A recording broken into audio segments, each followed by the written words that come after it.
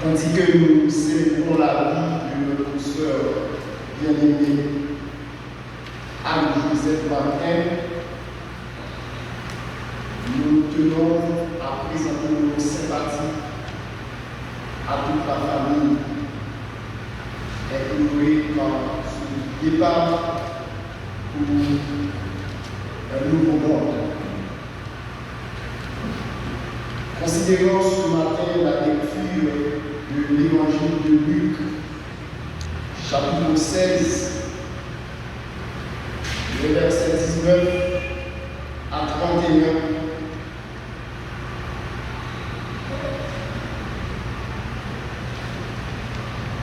Nous allons parler d'un sujet exceptionnel, un appel à la justice sociale et au partage. On n'a pas tort de dire qu'il faudrait être profondément endormi pour ne pas être frappé par ce discours si poignant que certains se sont même demandé s'il ne s'agirait pas ici d'un témoignage plutôt que d'une parabole, à savoir la parabole de l'homme riche et de Lazare. Peu nous importe vraiment, il nous suffit ce matin d'accueillir ce texte comme un enseignement venu du Maître, à savoir Jésus-Christ. Comme un message qui nous met violemment face à face au travers de notre destinée. L'homme riche qui ne s'est soucié que de son bien-être et de sa renommée est tombé au plus bas. Il se trouve en enfer. L'enfer, ici, joue un grand rôle dans cette parabole. Mais il n'en est pas le cœur. Si le centre du récit était la prédication de l'enfer, la parabole pourrait dire qu'il suffit d'être pauvre pour aller au paradis et que tous les riches sont damnés. Au contraire, cette parabole est un appel à la justice sociale et au partage. Il n'est pas besoin ce matin d'une révélation spéciale pour entendre cet appel. Il suffit tout simplement d'être à l'écoute des Écritures. Jésus utilise ainsi cette parabole pour dire tout simplement aux pharisiens qui aimaient l'argent qu'il ne suffit pas d'appliquer la loi pour être acquitté avec l'écriture. Il faut être capable de voir le pauvre qui est à sa porte. Ce texte qui parle de damnation, de châtiments éternels peut nous choquer. Nous avons des difficultés à le relier à l'affirmation centrale de l'écriture. Considérant l'esprit du texte, ce matin nous permet de comprendre trois grandes vérités.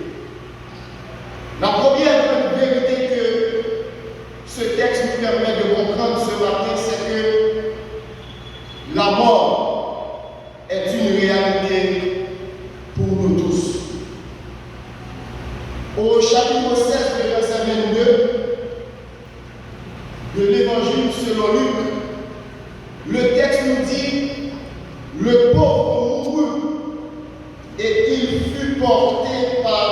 des anges dans le sein d'Abraham. Le riche aussi mourut et il fut enseveli. La mort les avait portés tous les deux. Misérables funérailles pour l'un, fastueuses pour l'autre. Mais de l'autre côté, invisible pour les vivants, l'existence continue avec son renversement des valeurs. Non seulement, frères et sœurs, ce matin, la mort est une réalité pour nous tous, mais la deuxième grande vérité dans ce texte, c'est que une vie après la mort est aussi une réalité pour nous tous.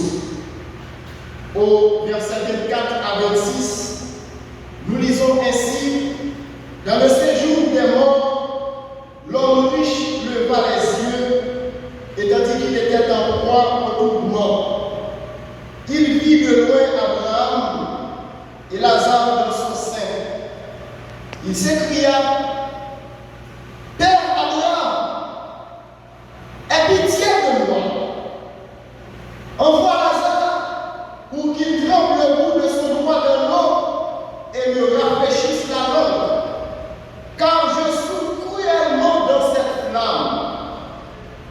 Abraham répondit: Mon enfant, souviens-toi que tu as reçu tes biens pendant ta vie, et que Lazare a eu les maux pendant la sienne. Maintenant, il est ici consolé, et toi tu souffres. D'ailleurs, il y a entre nous et vous un grand abîme, afin que ceux qui voudraient passer d'ici vers vous, ou de là vers nous, ne puissent le faire. Abraham, qui a connu le malheur sur terre, est maintenant dans la félicité. Et le riche qui a été dans l'opulence connaît maintenant la souffrance. Frères et sœurs, dans cette vie après la mort, il y a une vie inconsciente et personnelle. Si cela n'était pas, le Christ aurait-il encouragé ses auditeurs à persévérer dans l'erreur, lui qui est la vérité, et ne cesse de corriger les fausses notions religieuses de son peuple? De cette vie après la mort, l'identité de chacun est préservée. Tout dans ce récit souligne ce fait. C'est pourquoi Abraham répondit: Mon enfant, souviens-toi que tu as reçu pendant ta vie et que Lazare a eu les maux pendant la sienne. Maintenant, il est ici consolé et toi, tu souffres. Qu'après la mort, la justice de Dieu s'exerce en ce que le bien est définitivement séparé du mal. Chacun recevra déjà sa part en attendant la grande rétribution du jour du jugement universel. Non seulement la mort est une réalité pour nous tous, non seulement une vie après la mort est une réalité pour nous tous, mais la troisième grande vérité tirée dans ce texte, c'est que notre destinée dans l'au-delà se décide ici-bas. Au verset 28 à 31, le riche dit: Je te prie donc, Père Abraham, d'envoyer Lazare dans la maison de mon père, car j'ai 5 frères. C'est pourquoi qu'il leur atteste ces choses, afin qu'ils ne viennent pas aussi dans ce lieu de tourment. Abraham répondit: Ils ont Moïse et les prophètes, qu'ils les écoutent. Et il dit: Non, Père Abraham, mais si quelqu'un des morts va vers eux, ils se repentiront. Et Abraham lui dit: S'ils n'écoutent pas Moïse et les prophètes, ils ne se laisseront pas persuader quand même quelqu'un est mort ressuscité. distrait. Abraham explique alors à l'homme riche qu'il est impossible de passer du royaume des morts à celui des humains. L'enseignement qui est dispensé ici-bas doit suffire pour ouvrir la voie du ciel.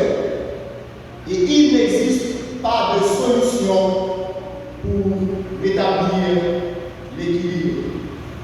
Les relations sont impassibles entre les deux mondes, celui des bienheureux et celui des damnés. Que représente pour nous ce matin cette parabole? Que vous soyez religieux, que vous n'ayez aucune croyance religieuse, que vous soyez pauvre, que vous soyez riche, vous devez quand bien même résoudre cette question très importante. Le cimetière où l'on vous enterrera ne peut pas ensevêtir votre âme. Même si votre corps est incinéré sur un bûcher funéraire, le feu ne peut pas consumer votre âme. S'il vous arrivait de périr en haute mer, votre âme ne pourrait pas se noyer. Votre âme ne mourra jamais. Le Dieu du ciel et de la terre a dit: toutes les âmes sont à moi. Un jour, frères et sœurs, votre vie va à l'arrêt. Un jour, votre cœur va s'arrêter. Un jour, Dieu lui-même va vous retirer le souffle dont il vous a fait don. La question qui s'impose est tout simplement: est-ce que vous serez prêts pour ce jour-là? Est-ce que vous vous préparez pour ce jour-là? La Bible nous dit en Psaume 103, les versets 15 à 19, l'homme, ses jours sont comme l'herbe. Il fleurit comme la fleur des champs. Lorsque le vent passe sur elle, elle n'est plus. Mais la bonté de l'Éternel dure à jamais pour ceux qui le craignent, et sa miséricorde pour les enfants de leurs enfants, pour ceux qui gardent son alliance et se souviennent de ses commandements afin de les accomplir. Dans cet appel à la justice sociale et au partage dans notre vivant, nous devons nous encourager autant personnellement que collectivement à pratiquer les œuvres de miséricorde ici-bas pour mettre un terme à notre indifférence. Cette parabole, dans son appel à la justice sociale et au partage, nous démontre que Dieu nous envoie des avertissements de notre vivant pour nous amener à la repentance. Après la mort, cela est impossible, car la parole de Dieu nous révèle: les vivants en effet savent qu'il est impossible, car la parole de Dieu nous dit: les morts ne savent rien, et il n'y a pour eux plus de salaire, puisque leur mémoire est oubliée. Ecclésiaste 9, le verset 5. C'est durant notre vie sur terre que nous devons avoir la victoire sur le péché. Quand nous mourrons, cela n'est plus possible. En guise de conclusion ce matin, la vie n'est qu'une condition temporaire. temporaire. Mais où irez-vous après la mort? Serez-vous du moment pas lorsque la mort vous surprendra? À vous de choisir. Cet appel à la justice sociale et au partage nous rappelle que la mort est une réalité pour nous tous.